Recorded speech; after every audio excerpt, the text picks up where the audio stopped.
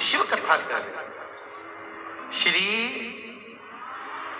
जब भी शिव महापुराण में यह मंत्र बोला जाए तो दिल से बोलो और अपनी कामना कर कर बोलो कि मैं इस कामना से कथा सुन रही हूं।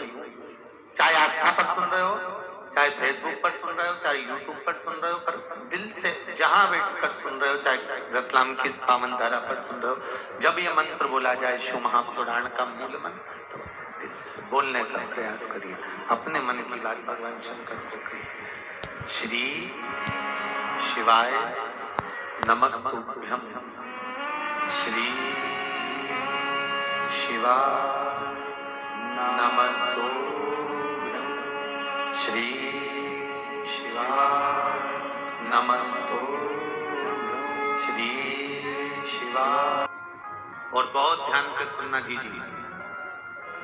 बेटा बेटी जब तक कुंवारी है, माँ और बाप जो करते हैं बच्चों के लिए वो उसको मिलता है। बहुत ध्यान देना। बेटा और बेटी का जब विवाह हो जाता है, दूसरे गोत्र की लड़की जब तुम्हारे गोत्र में आ जाती है, तुम्हारे बेटे से संबंध हो जाता है, या तुम्हारी बेटी दूसरे गोत्र में चली जाती है, तब माता पिता अपने बेटों के लिए, अपने बहू के लिए या अपनी बेटी के लिए, अपने दामाद के लिए कुछ करते हैं, वो श्रेष्ठता नहीं बनती। हाँ, हाथ लगवाकर, जैसे आप जल चढ़ाने जा रहे हो और बहू के लिए चढ़ा रहे हो, या पति के लिए या बेटे के लिए चढ़ा रहे हो, पति के लिए तो चल जाएगा, पर बेटे के लिए चढ़ा तो बेटे का हाथ का स्पर्श होना जरूरी।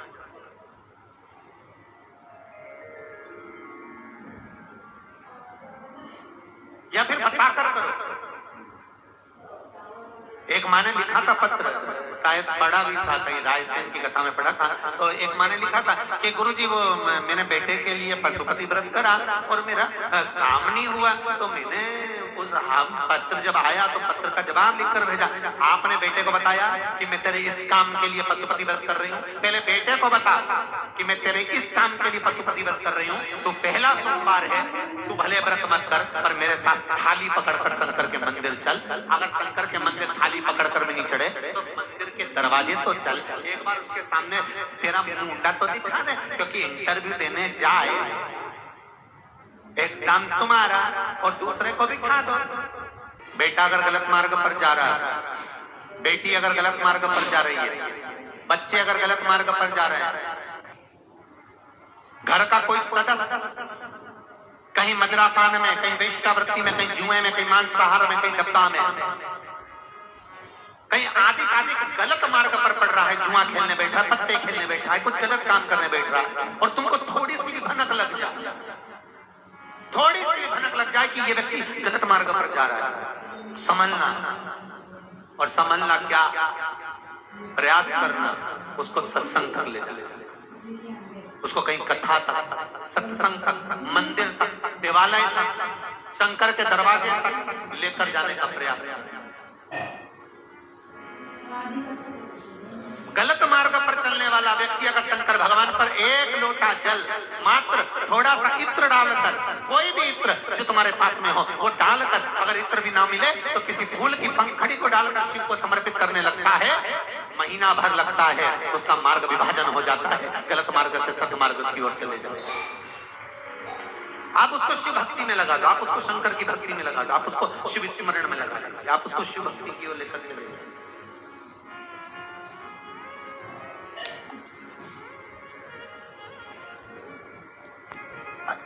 जितने प्रयोग बताए जाते हैं, जितने यहाँ से उपाय बताए जाते हैं, ये सारे जो प्रयोग हैं, उपाय हैं, ये ध्यान देना, ये दूसरों से कराने के नहीं, अपन को खुद को करना पड़ते हैं। जो गलत मार्ग पर चल रहा है तो वो खुद करे।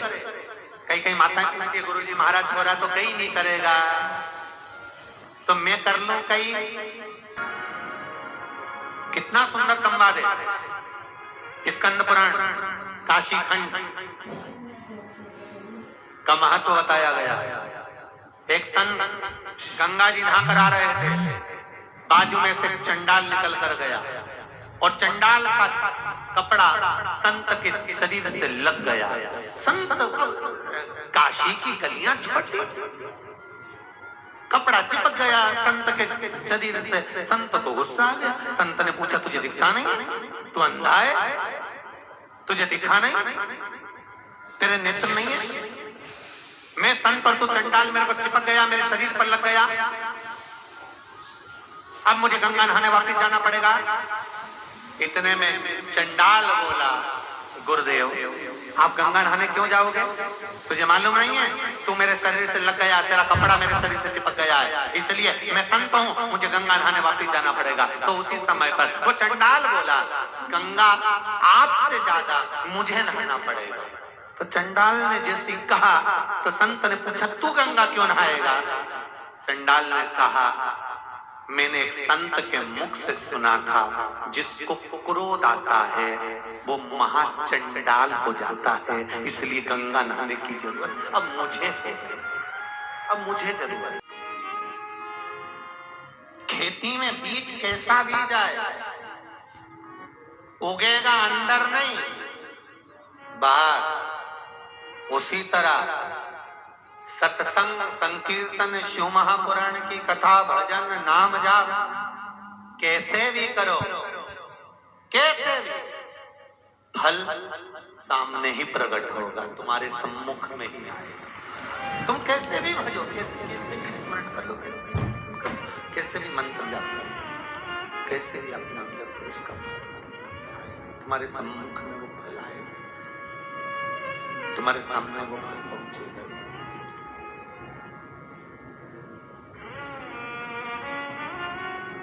28 साल हो गए थे हेमकांत को वनों में विचरण करते करते, घूमते घूमते घूमते घूमते घूमते घूमते 28 साल के बाद में एक वृक्ष के नीचे बैठे हुए थे। तभी एक त्रित नामक के मुनि, जिनका नाम था त्रित नामक के मुनि, निकलकर जा रहे थे। बैसाख का महीना था, धूप बहुत तेज पड़ रही थी। त्रित मुनि चलते चलते चक्कर खाकर नीचे गिर गए। ना जल मिला था, ना भोजन मिला था।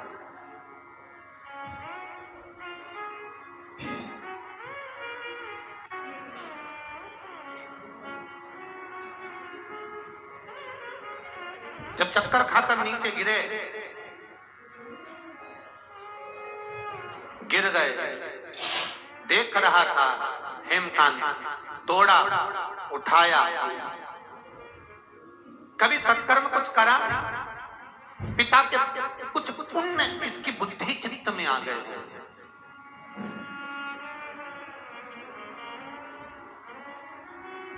हमारे माता पिता के संस्कार, माता पिता का ज्ञान उपार्जन का आनंद सुख हमारे भीतर आ ही जाता है।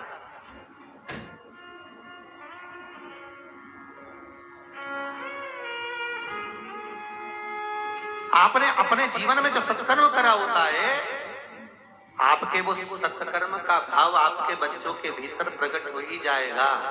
आप अगर शिव महापुराण की कथा सुन रहे हो ना, हेमकांत को भेज दिया, जाओ अब तुम्हारा यहाँ कोई काम नहीं है, निकल जाओ।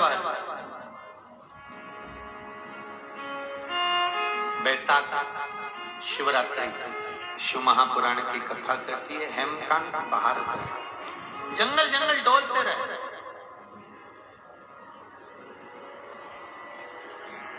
शिवरात्रि के दिन, बैसाख महीने की शिवरात्रि पर 1 लोटा जल चढ़ाने का क्या महत्व है, ये हेमकांत की कथा कहती है। उसको समझ लेना जरा अच्छा से। स्कंद पुराण,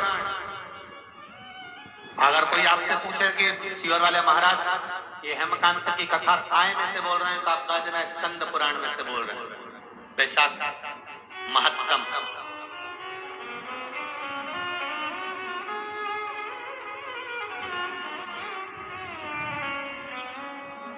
डोलते फिरते घूमते,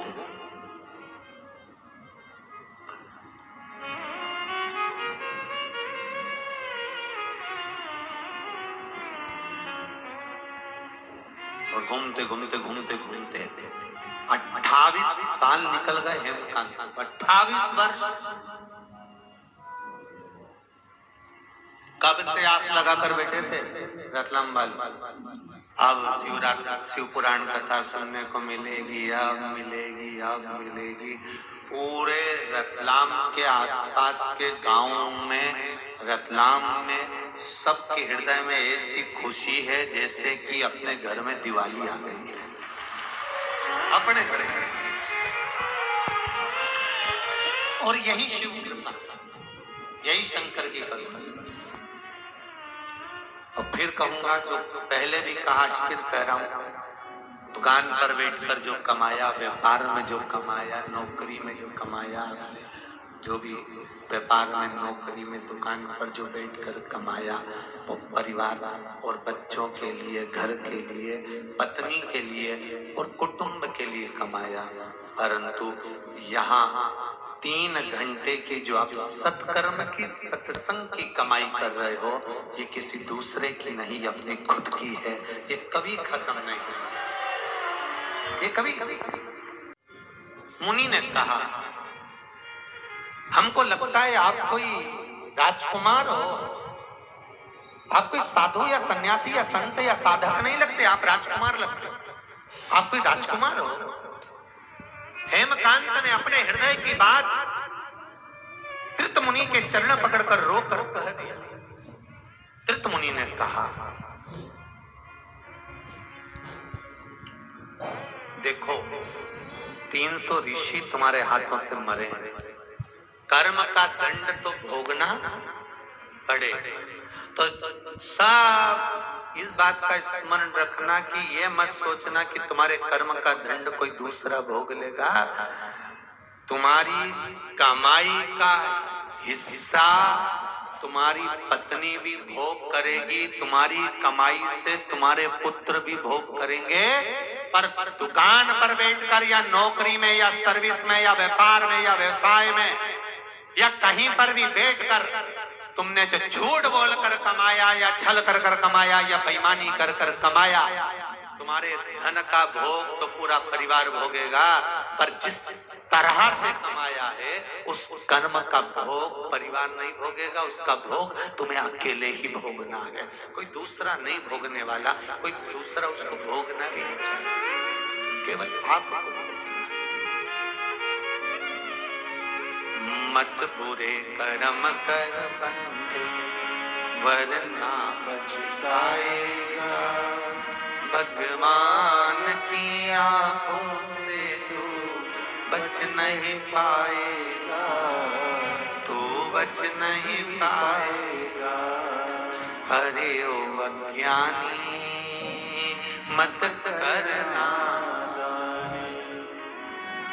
तेरे कर्म का फल भी तू ही पाएगा। जैसा किया तूने तेरे आगे आएगा। मत बुरे कर्म वरना पछताएगा। भगवान की आंखों से तू बच नहीं पाएगा। एक लोटा जल लेकर पहुंचे और एक लोटा जल हेमकांत शिवरात्रि पढ़ने पर मुनि के शब्द सुनकर स्कंद पुराण कहती है, जब शंकर भगवान के शिवलिंग पर समर्पित करने के 3 दिन बाद हेमकांत के प्राण छूट रहे थे। यम के दूत बंदी बनाने आए थे। इतनी देर में भगवान शंकर के गण आ गए और उन्होंने कहा, मारना नहीं है, इसको तो एक मौका और दे दो।